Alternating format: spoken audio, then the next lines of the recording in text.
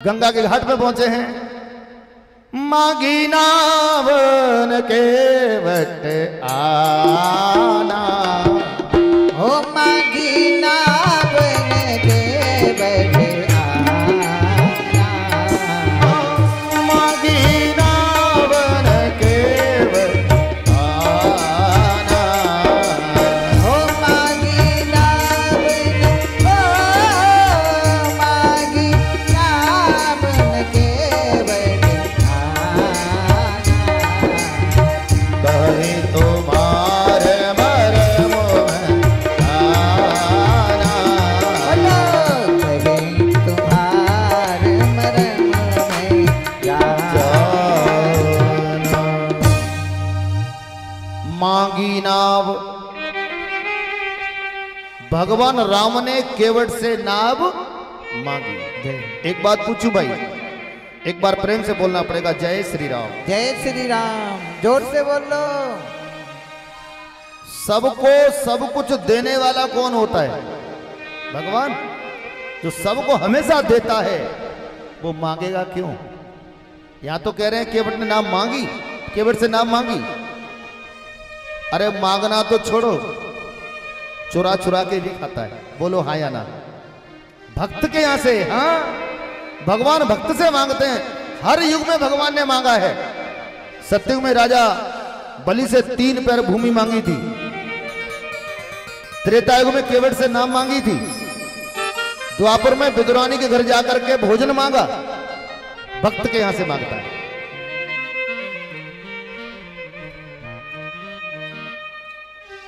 केवट कहता है प्रभु मैं नाव नहीं लाऊंगा।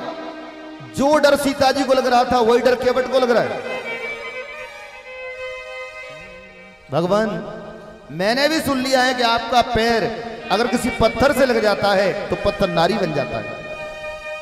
मेरी तो महाराज काठ की नाव है, ये तो गारंटी से नारी बनेगी। महाराज गरीब आदमी हूं, मर जाऊंगा। एक घरवाली का पेट नहीं भर पाता, दूसरी बना के आप खड़ी कर दोगे, 2-2 का पेट कैसे भरूंगा? नहीं जानू, नहीं जानू कछु और कवारू। कोई और काम धंधा में जानता नहीं, नाभि मेरी खत्म हो जाएगी। जब तक चरणामृत नहीं ले, जब तक चरणामृत नहीं ले, नाभ पर नहीं चढ़ाऊंगा। हो जब तक चरना रखे नहीं ले, नाभ पर नहीं चढ़ाऊंगा। जब तक चरणामृत नहीं ले, नाभ पर नहीं चढ़ाऊंगा। हाँ जब तक चरना रखे नहीं ले, नाभ पर नहीं चढ़ाऊंगा। नहीं चढ़ाऊंगा राम जी, नहीं चढ़ाऊंगा। हाँ नहीं चढ़ाऊंगा राम जी, नहीं चढ़ाऊंगा। तब तक चरणामृत नहीं ले, हो नाभ पर नहीं चढ़ाऊंगा। जब तक चरना रखे नहीं ले, नाभ पर नहीं चढ़ाऊंगा। प्रभु जब तक चरणामृत नहीं ले, चरणामृत लूंगा उसके बाद चढ़ा। मेरी छोटी सी है नाव और आपके जादू भरे पांव, डर लागत मोहि राम, कैसे चढ़ाऊं तुम्हें नाव पे। मेरी नैया है प्राणों प्यारी, पत्थर पग से बनाए देत नारी।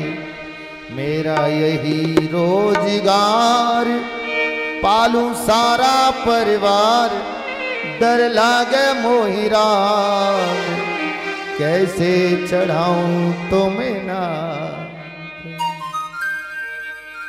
सुन केवट के वैन प्रेम लपेटे अटपटे बेहसे करुणायन चितय जान की लखन तन। इसका अर्थ समझिए। सोने केवट के बैन, केवट की बाणी को सुन करके, इतना समझ में आ गया।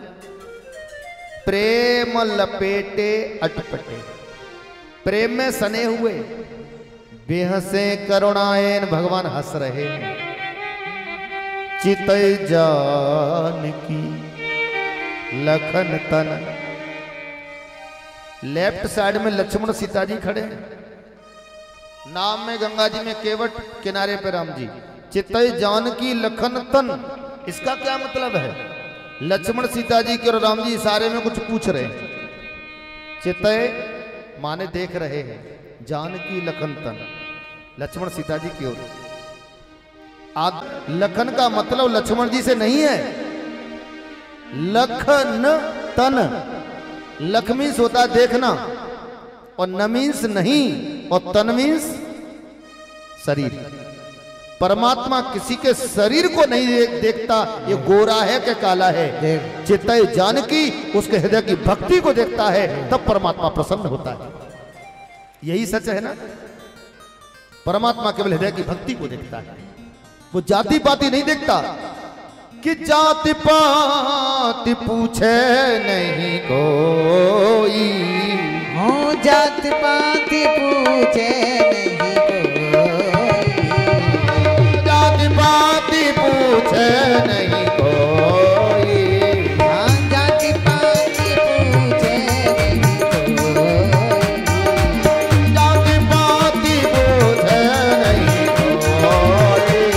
हो जात पात पूछे नहीं कोई।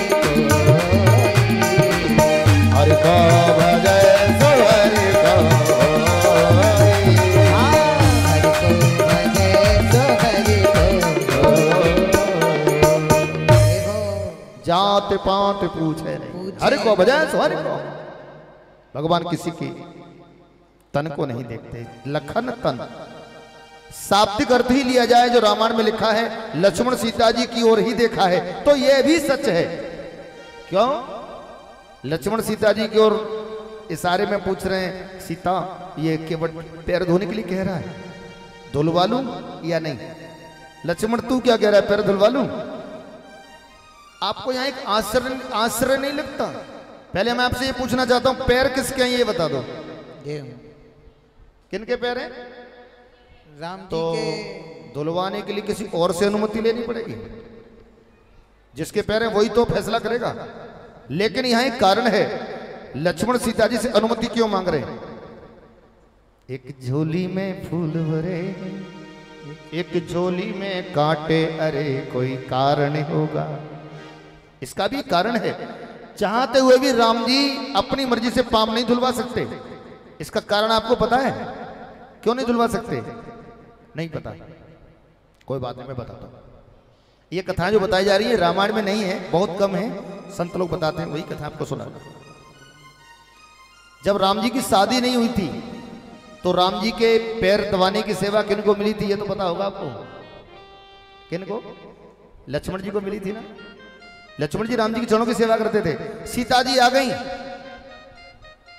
लक्ष्मण जी रोज की तरह राम जी के पैर दबा रहे। जैसे ही कमरे में सीता जी आई, पैर दबा रहे देवर जी। ओह देवर जी, what are you doing? Please it work it mind, get out. ये कार्य हमारा है देवर जी, चलिए आउट। भगा दिया लखनलाल, रोने लगे। अच्छा एक बात बताओ, किसी को भगवान के चरणों की सेवा रोज मिले और तुमसे कोई सेवा को छीन ले, तुम्हें खुशी होगी? कौशल्या मैया की गोद में गिर पड़े। माँ जब से भाभी आई है भैया की सेवा गई। बेटा उसकी पत्नी है, पूरा हक है। माँ मुझे कुछ नहीं पता, मुझे राम भैया की सेवा चाहिए। तब कौशल्या जी बोली, अब क्या करूं? ये जीवित नहीं रहेगा अगर राम की सेवा नहीं मिली तो। राम काज कीने बिन मोय कहां बिसरा। बेटा एक आइडिया आ गया, सुन। 4 दिन बाद होली आ रही है। कौशल्या मैया लखनलाल से कह रही हैं, 4 दिन बाद होली आ रही है, भाभियां देवरों से होली खेलती हैं। और बाद में आशीर्वाद देती हैं गोद में बिठा करके। जब तेरा नंबर आए कहे देवर जी मांगो तो राम के पैरों की सेवा मांग लेना। मैया ने समझा दिया, होली आई सबको वरदान दिया। लक्ष्मण जी गोद में बैठे, सीता जी बोली देवर जी मांगो, आज हम बहुत खुश हैं।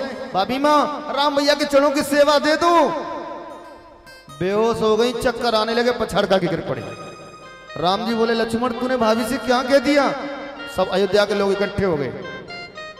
भैया मैंने तो आपके चरणों की सेवा मांग ली है। पागल तूने छोड़ा ही क्या उसके पास? एक पत्नी के पास पति के चरणों की सेवा के अलावा होता ही क्या है जो तूने मांग लिया?